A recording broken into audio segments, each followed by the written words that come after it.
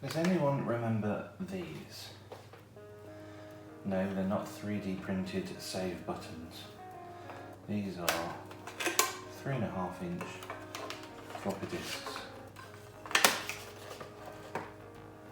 Now, it says 1.44 megabytes, but formatted actually, the maximum capacity was about 1.38 megabytes. And they serve the purpose quite well.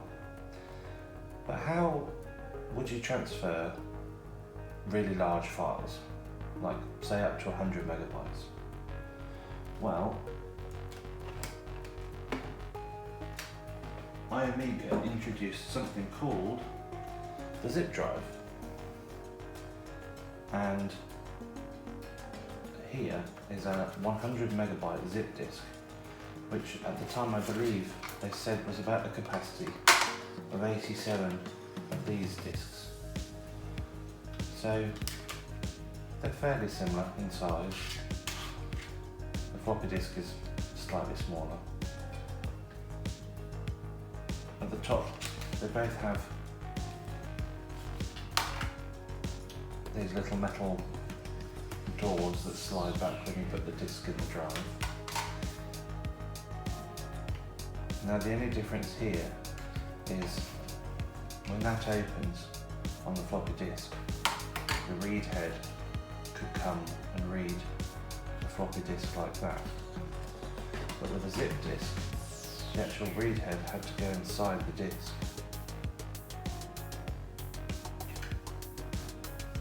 So a lot more capacity, around the same kind of size, so you could slip one of these in your pocket and take your data with you. So whatever happened to the zip disk? Well, Iomega continued to improve upon the zip disk, and a few years later they released these. These are 250 megabyte zip disks. If we take a look, we compare it to the original 100 megabyte zip disk,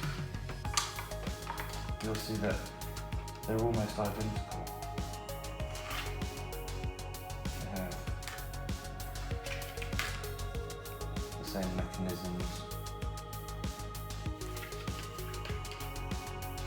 And obviously this one just says zip 100 and this says 250.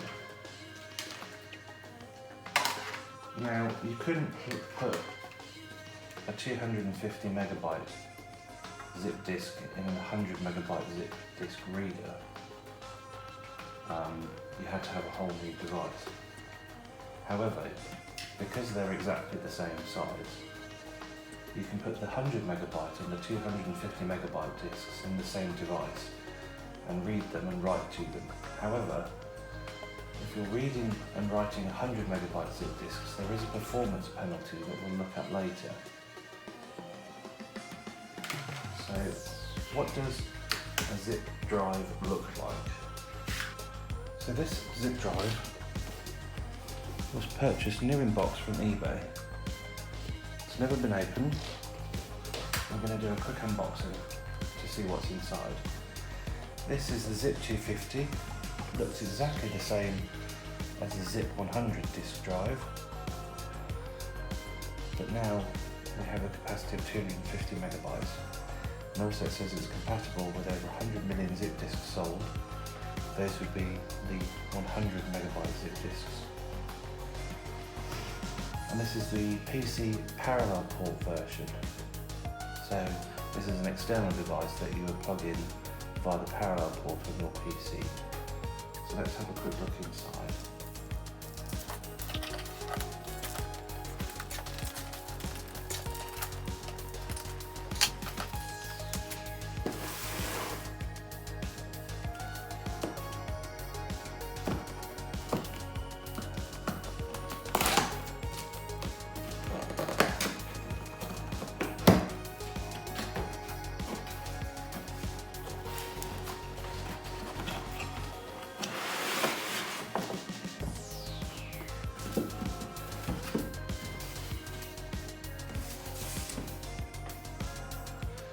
So inside the box we have a 250 megabyte zip disk,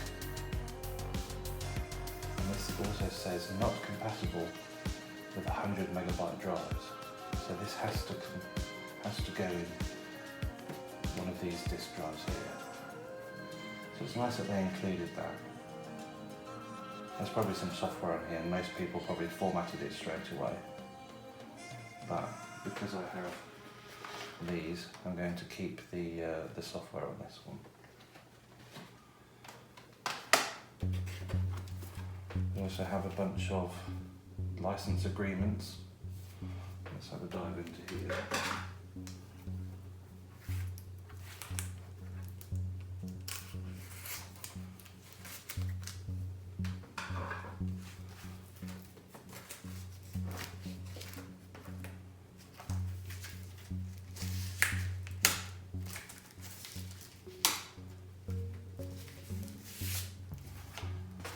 We also have the Iomega software, which is what we'll need for Windows a bit later.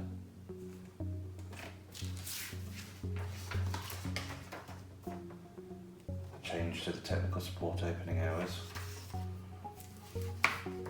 Getting a warranty registration, which I don't think we'll be able to fill out and send off anymore. Some software and accessories. I love looking at these kind of things. You can see what you used to be able to buy. You can buy a 10-pack of multicoloured zip discs here, or a 6-disc collection, and it looks like it has a case, a nice storage case, zip disc carry case, a SCSI controller for your PC, CD wallet, a PCMCIA adapter so you can plug in your zip disk to a laptop, a universal power supply, a PowerBook adapter because they use this bizarre SCSI connection, some labels, a parallel cable, and then some other information. They really did have a lot of products I didn't realise.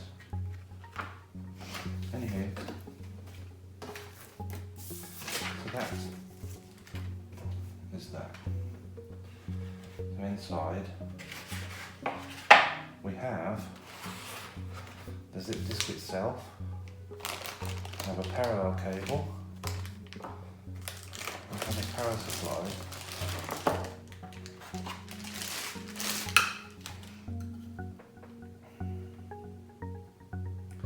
5 volts at 1 amp. So this is quite nice. Depending on the region, you get the same power brick, and then you just get the different power cable.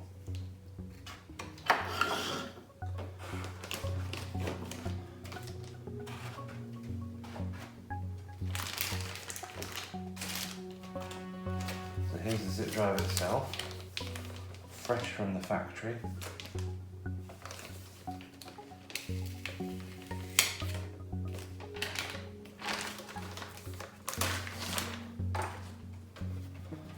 Oh wow, that's very nice.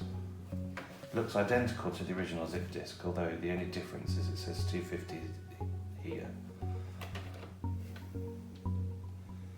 Made in Malaysia. So on the back we have the parallel connection from your PC, and then we have a cable that would then connect to your printer. Again, it's parallel. So you could also have this hooked up to your PC as well as your printer and use both devices rather than having to fiddle around with cables. There's some little rubber feet just here so you can place it down on the desk horizontally, or there's rubber feet along the edge. You can place it vertically. And what's quite nice about this is there's a little cutout here that if we get the power cable,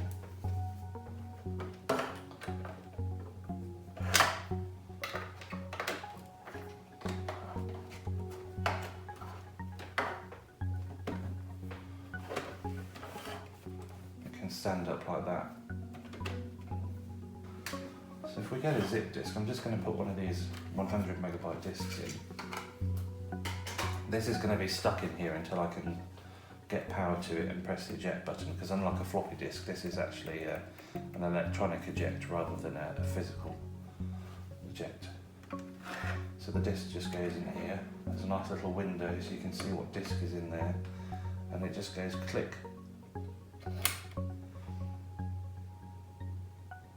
So we know that that's fully inserted. There's a little LED here which would allow you to see the activity of the device. Yeah, so it's a very nice device. So why have I got one of these? This was introduced, I don't know when this was introduced actually, probably around, I'd say 1998, 1999, perhaps slightly later. There's nothing on the box that, 1998, there we go. Well, I used to work for a construction company, and we used to have lots of compact PCs without CD-ROMs, and a lot of the time we'd need to go and reinstall Windows, and using the parallel cable and a floppy disk, we could boot Windows, we could boot DOS, and reinstall Windows. Because Windows 95 used to fit on one zip disk. So here is a really chunky parallel cable. And what's nice is at the end it says zip, and then it just says Iomega on that one, so that one would go into the back of your PC, and this one would go into the back of the zip drive.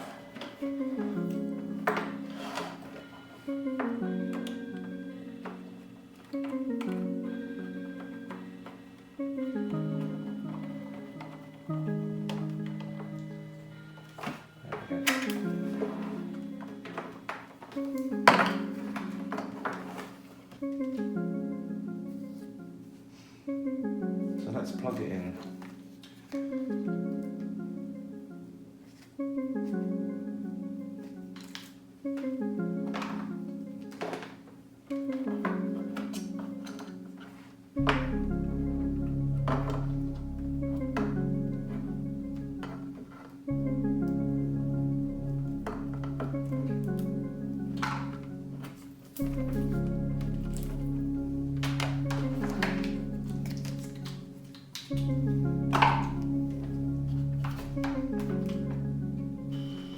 The driver's whirred into action.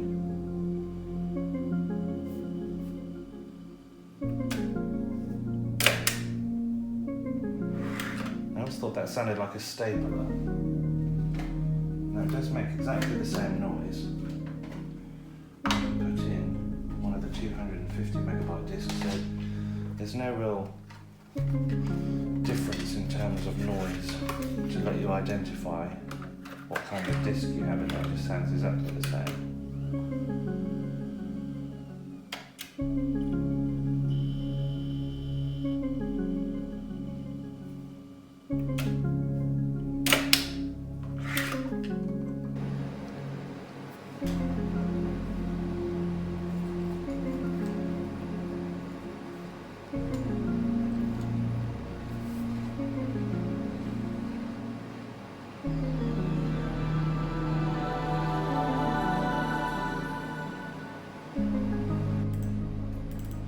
Right, after fiddling with the BIOS, the driver's finally been detected by Windows. Basically, when I powered it on, there was no removable disk showing in my computer.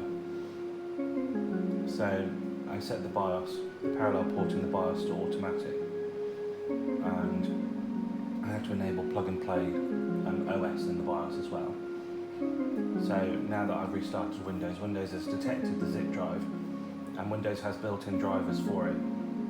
So we can access it like any normal disk. You'll notice it says removable, just like the floppy.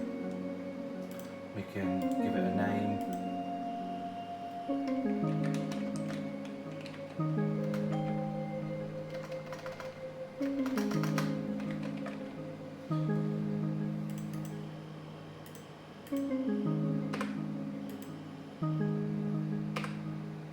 Alright, well it's not showing, but capacity. So the capacity actually is the formatted capacity, although it says it's a 100 megabyte disk, it's actually 95.7, so just slightly less than advertised, but manufacturers always do that anyway. So what's the performance like? So I have just a couple of pictures. These are what I've used for my wallpaper. So not terribly big, 1024 by 768 bitmap images, 2.25 megabytes each.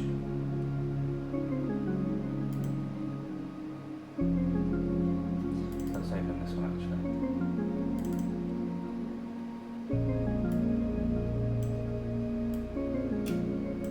So this is a place I've been to in Iceland called Stokksnes. So I'm going to copy these 4 pictures, so that should be about 10 megabytes. Oh, it says 9 megabytes down the bottom here.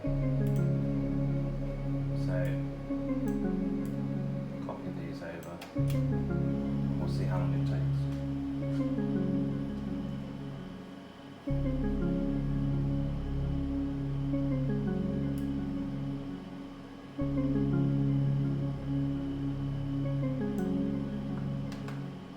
There isn't a progress bar, but the zip disk is still making some noises, and the mouse has gone very slow, so I don't believe that it's finished copying over. When that stops making a noise, then the copy should be complete.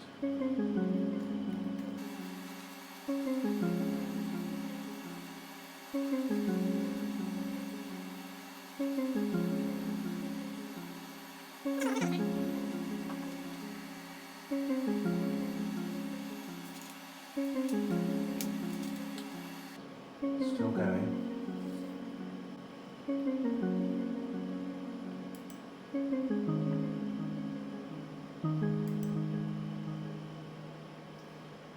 Yeah, there's no copy progress bar.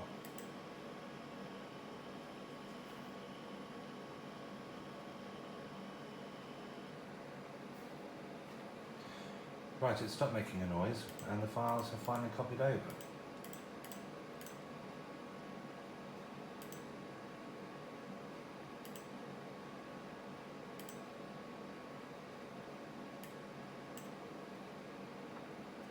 So just as a test, I'm going to put in one of the floppy disks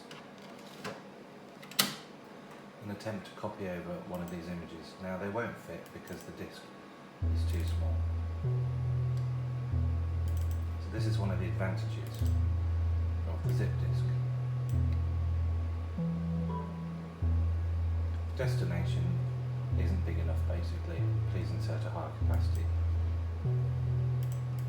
Now I have some other screenshots here, these are from Windows CE.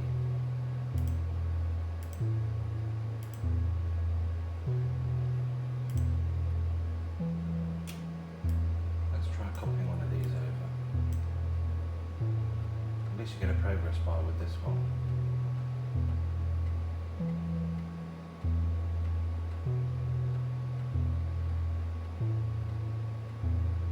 There we are.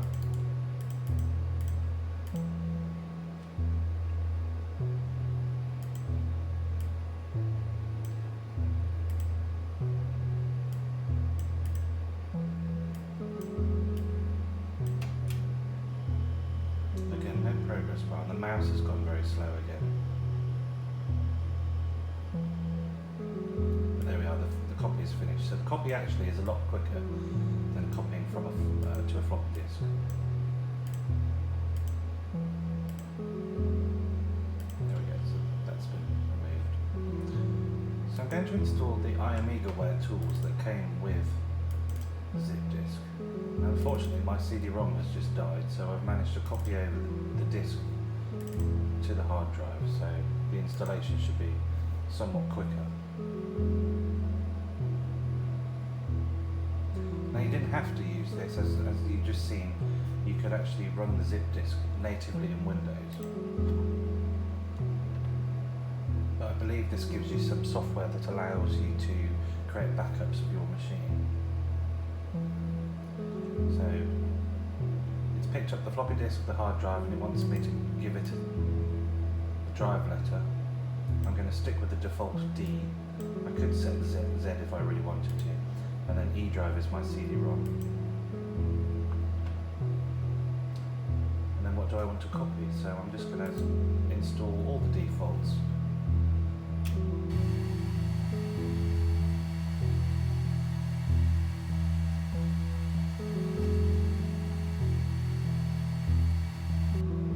I'm going to skip registration. I don't think it'll work anyway. So now we have some extra icons on the desktop. We have Zip 250, which I believe is just a quick shortcut to the D drive. Then we have Iomega Parallel, so this is what it's installed. We have one-step backup, so this is probably to back up your whole machine to a few zip disks. I'm not going to do that now because it'll probably take far too long. Machine copier, record it. I remember record it. So actually I used to use this to record MP2 audio rather than MP3. It was MP2 back then, and that allowed me to store multiple CDs on zip disks. And basically, a CD audio track would be compressed down to approximately 30 megabytes, which is still 10 times larger than an MP3, but a lot smaller than the actual audio, the uncompressed audio track from a CD. So, as I say, my CD isn't working at the moment, so I'm afraid I won't be able to show you that. Parallel port accelerator, let's have a look at this. To accelerate your parallel port transfers, your system will be tested. Okay, let's do a quick test on this.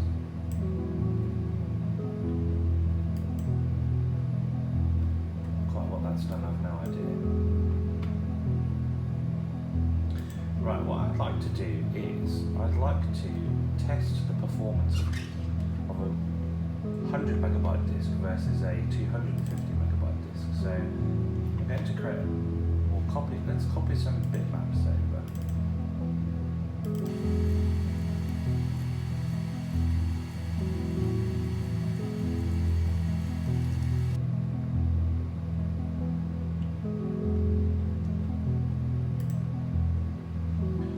Highlight all of these bitmaps. So that's 780 kilobytes. So if we go back to our zip drive,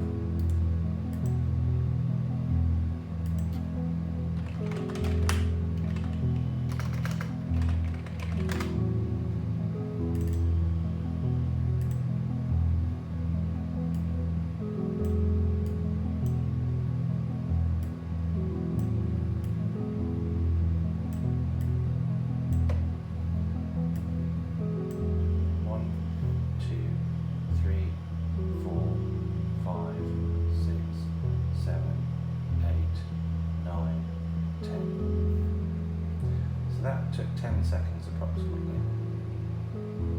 So let's eject this.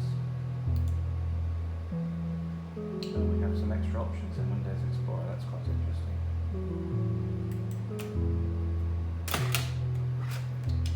Right, so there's the 100 megabyte disk. Let's put in a 250 megabyte disk and do the same copy.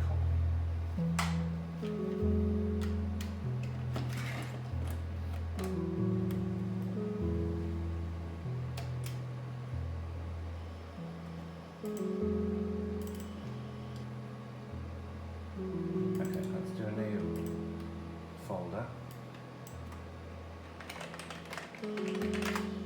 Call it exactly the same. Highlight these images again and copy them over. 1, 2, 3, 4, 5. Noticeably quicker.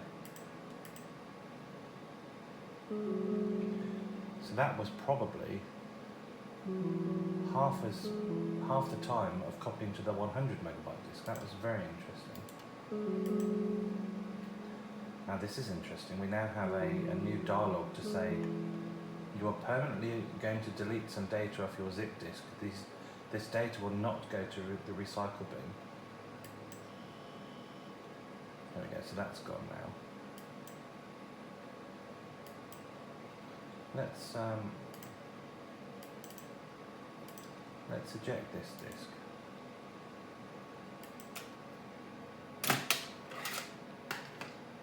And we'll delete the contents of this one as well.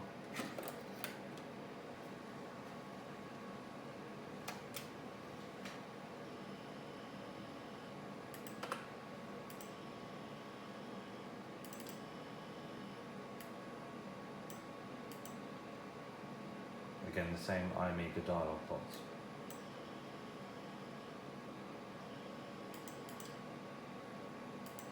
And the capacity is now, we're using 0 bytes, we have 95.7 megabytes available. So, what I'm going to put in now is the zip disk that came with the drive. Let's see if we have any software on here.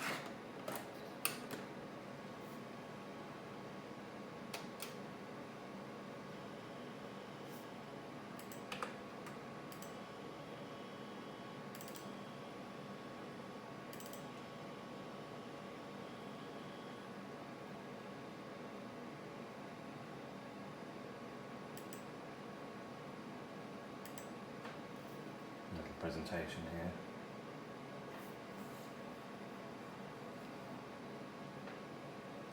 I'm not going to watch that, that's slightly boring.